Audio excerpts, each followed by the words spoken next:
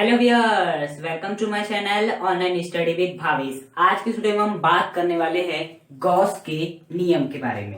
तो चलिए स्टार्ट करते हैं। आज की इस वीडियो का हमारा टॉपिक है गॉस का नियम। वास्तव में गॉस का नियम होता क्या है उसे हम देखने वाले हैं। देखिए, गॉस का नियम ये कहता है कि हम मान लेते हैं कि आपका कोई विद्युत क्षेत्र है। क्या है आपका? कोई इस प्रकार से कोई भी विद्युत क्षेत्र है। हम चाहे तो एक समान विद्युत क्षेत्र मान सकते हो, असमान विद्युत क्षेत्र मान सकते हैं, वो हमारे ऊपर डिपेंड करता है। अब आपका इस प्रकार से कोई विद्युत क्षेत्र है और उस विद्युत क्षेत्र में एक क्या रखा हुआ है? आपका एक बंद पृष्ठ रखा हुआ है। क्या रखा हुआ है? एक बंद पृष्ठ रखा हुआ है। अब ये बंद पृष्ठ किसी भी आकृति का हो सकता है, चाहे वो वर्ग हो, गोला हो, वृत्त हो, कोई बात नहीं, हमें बस किसी भी आकार का बंद पृष्ठ रखना है।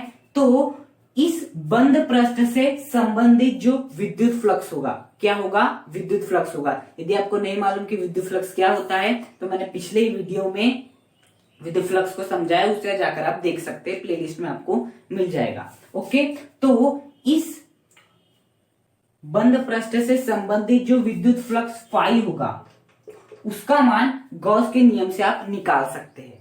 ओके, तो बेसिकली गॉस के नियम का उपयोग क्यों करते हैं? गॉस के नियम का उपयोग करते हैं कि यदि कोई बंद पृष्ठ, चाहे उसका आकार जो भी हो, यदि वो विद्युत क्षेत्र में स्थित हो, विद्युत क्षेत्र कैसे भी हो सकता है, एक समान और असमान भी, तो हमें फाई का मान निकालना हो। फाई अर्थात विद्युत फ्लक्स। विद्युत फ्लक्स का क्या मतलब होता है कि गुजरने वाली विद्युत क्षेत्र रेखाओं की संख्या, मतलब इस बंद पृष्ठ में से कितनी विद्युत क्षेत्र रेखाएं गुजरेगी उसकी संख्या को निकालने के लिए, अर्थात विद्युत फ्लक्स का मान निकालने के लिए गॉस ने एक नियम दिया। ओके, और इन्होंने क्या कहा कि जो फाई होगा वो होगा इसके भीतर उपस्थित कुल आवेश। इसके भीतर जितना भी आवेश होगा, मतलब बंद पृष्ठ के भीतर उपस्थित कुल आवेश, बंद पृष्ठ के भीतर उपस्थित कुल आवेश, उपस्थित आवेश,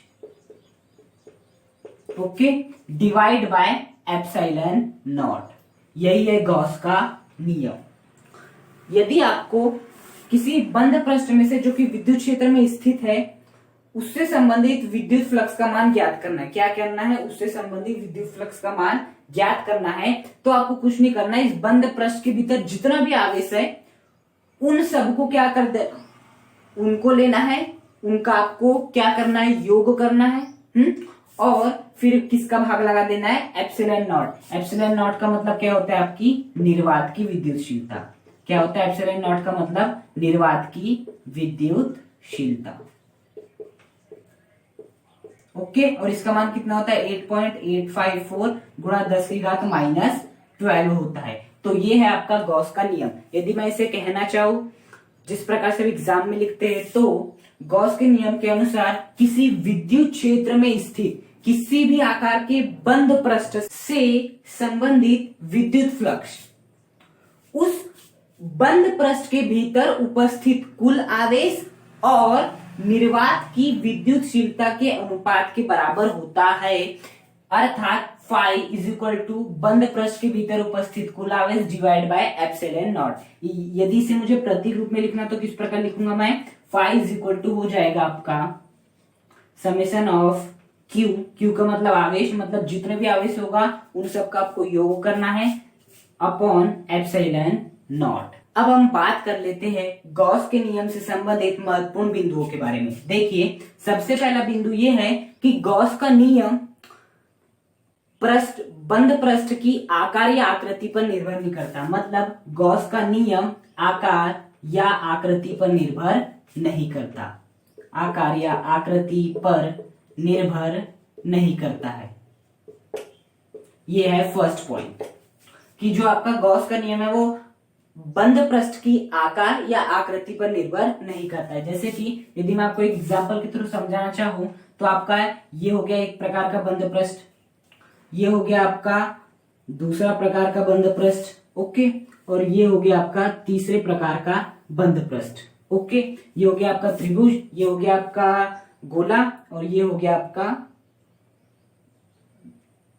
वर्ग। ओके, अब इसके भीतर मैं मान लेता हूं प्लस क्यू आवेश उपस्थित है, इसके भी भीतर प्लस क्यू आवेश उपस्थित है, इसके भी भीतर प्लस क्यू आवेश उपस्थित है। अब मैं इस बंद पृष्ठ से संबंधित विद्युत फ्लक्स मान लेता हूं कितना है आपका φ1 है, इससे संबंधित विद्युत फ्लक्स φ2 है और इससे संबंधित विद्युत फ्लक्स φ3 है। यदि मुझे φ1, φ2 और φ3 का मान निकालना तो मैं किस प्रकार से निकालूंगा, इस पृष्ठ के भीतर कुल उपस्थित आवेश, इस पृष्ठ के भीतर कितना उपस्थित आवेश है प्लस क्यू डिवाइड बाय कितना है आपका एप्सिलॉन नॉट आता है, की विद्युत शुद्धता ये तो तय है। अब इससे संबंधित विद्युत फ्लक्स निकालने के लिए क्या करूंगा, plus Q divide by epsilon not Q, क्योंकि हमें ऊपर क्या लिखना रहता है पृष्ठ के भीतर उपस्थित कुल आवेश, तो पृष्ठ के भीतर केवल प्लस क्यू आवेश है। यहाँ पर भी प्लस क्यू पृष्ठ के भीतर उपस्थित कुल आवेश डिवाइड बाय एप्सिलॉन नॉट। तो देखिए यहाँ पर φ1 का भी मान उतना ही है जितना कि φ2 और φ3 का मान है। मतलब गॉस का जो नियम है वो बंद पृष्ठ की आकार या आकृति पर निर्भर नहीं करता, केवल निर्भर करता है कि उनके भीतर उपस्थित आवेश कितना है, कि क्या है उनके भीतर उपस्थित कुल आवेश कितना है। ओके, तो यही है फर्स्ट पॉइंट कि गॉस का नियम आकार या आकृति पर निर्भर नहीं करता है। अब देखिए मैं मान लेता हूं कि प्लस Q1 और यहाँ पर रहता प्लस Q2। अब यदि मुझे क्या करना रहता, इस से संबंधित विद्युत फ्लक्स का मान निकालना रहता है तो पृष्ठ के भीतर कुल उपस्थित आवेश का क्या करना रहता, मुझे योग करना रहता। तो Q1 प्लस Q2 करता, मैं क्या करता Q1 प्लस Q2। तो क्या अभी φ1 का मान φ2 φ3 के बराबर है, बिल्कुल नहीं है। इसका अर्थ ये है कि जब यहां पर क्या नहीं था प्लस Q2 आवेश नहीं था, प्लस Q2 आवेश नहीं था तो जो φ1 φ2 φ3 का मान था वो समान आ रहा था। क्यों, क्योंकि आकार या आकृति तो कुछ भी हो सकती बंद पृष्ठ की, लेकिन जो आवेश था बंद पृष्ठ के भीतर वो एक समान था, जिस कारण विद्युत फ्लक्स भी एक समान है। लेकिन जैसे मैंने यहाँ पर और एक आवेश बढ़ा दिया Q2 तो यहाँ पर आपका क्या हो गया, विद्युत फ्लक्स का मान भी अलग हो गया। अर्थात जो गॉस का नियम है वो बंद पृष्ठ की आकार या आकृति पर निर्भर नहीं करता है, केवल निर्भर करता है कि पृष्ठ के भीतर उपस्थित कुल आवेश कितना है। तो ये हो गया आपका पहली महत्वपूर्ण बात, एग्जाम में कई बार न्यू टाइप क्वेश्चन में पूछ ली जाती है। देखिए अब दूसरा महत्वपूर्ण बिंदु क्या है आपका, कि यह जो है आवेश की स्थिति पर भी निर्भर नहीं करती, आवेश की स्थिति पर भी निर्भर नहीं करती है। यह जो नियम है वो आवेश की स्थिति पर भी निर्भर नहीं करता है। इसे भी हम एक एग्जाम्पल के थ्रू समझने का प्रयास करते हैं। देखिए ये आपका क्या है, एक बंद पृष्ठ है, ये आपका दूसरा बंद पृष्ठ है, ये आपका तीसरा बंद पृष्ठ है। ओके, ये क्या है आपका तीसरा बंद पृष्ठ है, ये आपका तीसरा बंद पृष्ठ है। अब मैं मान लेता हूं यहां पर आपका आवेश Q यहां पर उपस्थित है, इस बंद पृष्ठ में आपका आवेश Q यहां पर उपस्थित है, इस बंद पृष्ठ में आपका आवेश Q यहां पर उपस्थित है। अब मुझे इन तीनों से संबंधित विद्युत फ्लक्स का मान निकालना है, तो मैं मान लेता हूं कि इस पृष्ठ से संबंधित विद्युत फ्लक्स φ1 है, इस पृष्ठ से संबंधित विद्युत फ्लक्स φ2 है और इस पृष्ठ से संबंधित विद्युत फ्लक्स φ3 है। ओके, तो यदि मैं φ1 का मान निकालना चाहूँ, किसका मान निकालना चाहूँ φ1 का, तो उसका फॉर्मूला क्या होगा, पृष्ठ के भीतर कुल उपस्थित आवेश जो कि कितना आपका Q है डिवाइड बाय एप्सिलॉन नॉट। यदि मैं यहाँ पर भी निकालूं तो क्या होगा, पृष्ठ के भीतर उपस्थित कुल आवेश जो कि केवल Q है, Q divide by epsilon not. और यदि मैं इस पृष्ठ से संबंधित विद्युत फ्लक्स निकालूं तो वो कितना हो जाएगा आपका, इस पृष्ठ के भीतर उपस्थित कुल आवेश जो कि कितना है आपका केवल Q है डिवाइड बाय कितना आ जाएगा, एप्सिलॉन नॉट आ जाएगा। तो देखिए φ1 φ2 φ3 इन तीनों का मान क्या है, सेम है। क्या है, इन तीनों का मान सेम है।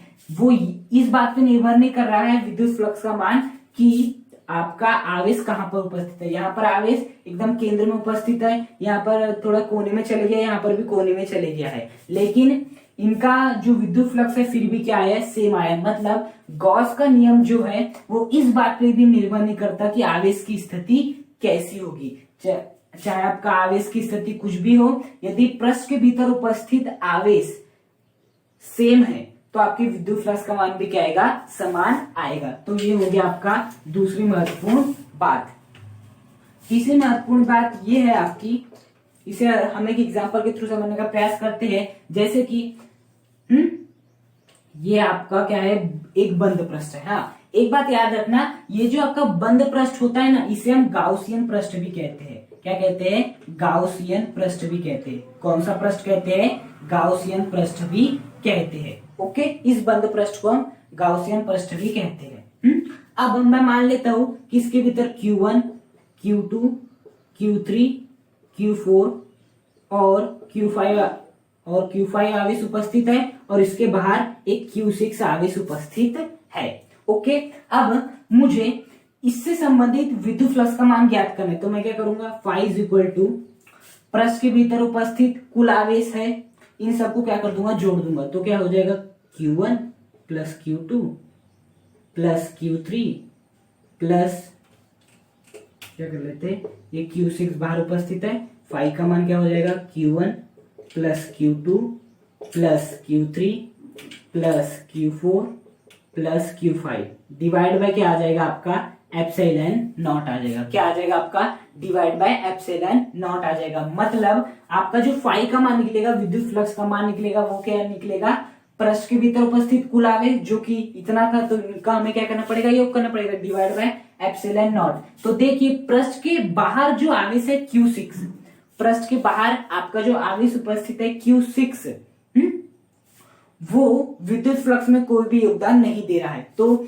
यहां पर समझने वाली एक बात है कि हमें केवल बंद पृष्ठ के भीतर जो आवेश उपस्थित है उस पर ही ध्यान देना है। पृष्ठ के भीतर चाहे कितने भी आवेश हो, हमें उससे कोई मतलब नहीं है। अब देखिए यहाँ पर एक डाउट ये उत्पन्न होता है आपका कि मैं मान लेता हूँ कि मैं अंदर से जितने भी आपके आवेश है उन्हें क्या कर देता हूँ, हटा देता हूँ। मतलब Q1 को भी हटा देता हूँ, Q2 को भी हटा देता हूँ, Q3 को भी हटा देता हूँ, Q4 को भी हटा देता हूँ और Q5 को भी हटा देता हूँ। केवल बाहर क्या रखता हूँ, Q6 रखता हूँ। केवल क्या रखता हूँ, बाहर से Q6 रखता हूँ। और ये क्या है, प्लस का Q6 है। अब आप सभी जानते हैं प्लस Q के कारण जो आपकी विद्युत क्षेत्र रेखाएं होती है वो इससे दूर होती है, इस प्रकार से होती है आपकी, आप सभी जानते हैं इस प्रकार से होती है। अब देखिए ये भी क्या है, आपका एक प्लस Q आवेश है, तो इससे भी विद्युत क्षेत्र रेखा कुछ इस प्रकार से होगी। मतलब कि इस बंद पृष्ठ से भी क्या होगा आपका, इस बंद पृष्ठ से भी विद्युत क्षेत्र रेखा तो होकर गुजर रही है कि नहीं। देखिए ना, ये प्लस Q6 आवेश बाहर उपस्थित है उपस्थित बाहर। तो हमें गाउस के नियम में नहीं लेना, इसे इसका फाई से कोई संबंध नहीं होगा। लेकिन यहाँ पर एक बात ऑब्जर्व कीजिए, जब बाहर केवल आपका प्लस Q6 आवेश उपस्थित है, तो विद्युत फ्लक्स का बेसिकली मतलब क्या होता है कि गुजरने वाली विद्युत क्षेत्र रेखाओं की संख्या। अब Q6 भी तो देखिए विद्युत क्षेत्र रेखा बना रहा है।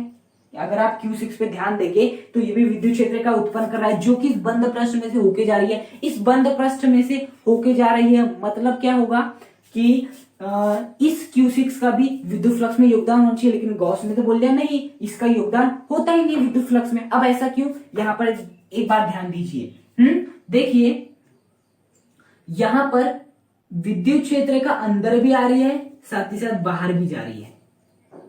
यहां पर विद्युत क्षेत्र का अंदर भी आ रही है, देखिए अंदर भी आ रही है और बाहर भी जा रही है। मतलब जो विद्युत क्षेत्र मतलब विद्युत क्षेत्र का अंदर आ रही है और फिर बाहर जा रही है। मतलब कि यहां पर आपका बोल सकते हैं हम कि यहां पर देखिए, हमने जब विद्युत फ्लक्स पढ़ रहे थे तो हमने एक चीज सीखी थी आपका कि जब इस प्रकार से हो कि विद्युत क्षेत्र रेखा बाहर की ओर जाती है, क्या होती है, बाहर की ओर जाती है, तो इसे हम क्या लेते हैं, धनात्मक लेते हैं। क्या लेते हैं, इसे हम धनात्मक लेते हैं। तो देखिए यहाँ पर कितनी विद्युत क्षेत्र रेखा बाहर की ओर जा रही है आपकी, 2, 1, 2। तो यहाँ पर हम क्या ले लेंगे, जो विद्युत फ्लक्स का मान ले लेंगे वो कितना लेंगे, +2।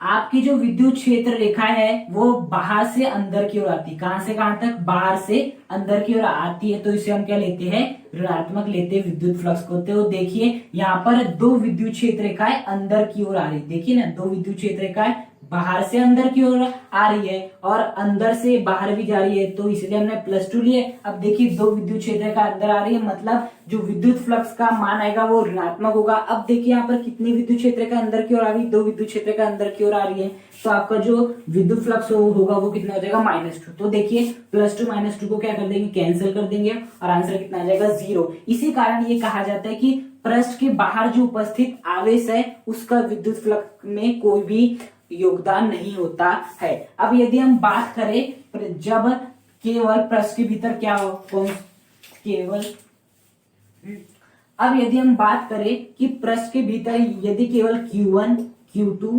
Q3, Q4, Q5 यदि पृष्ठ के भीतर उपस्थित कुल आवेश है, तो देखिए इस Q1 के कारण जो आपकी विद्युत क्षेत्र रेखा होगी वो बाहर की ओर होगी। इस देखिए इस प्रकार से होगी आपकी विद्युत क्षेत्र रेखा है।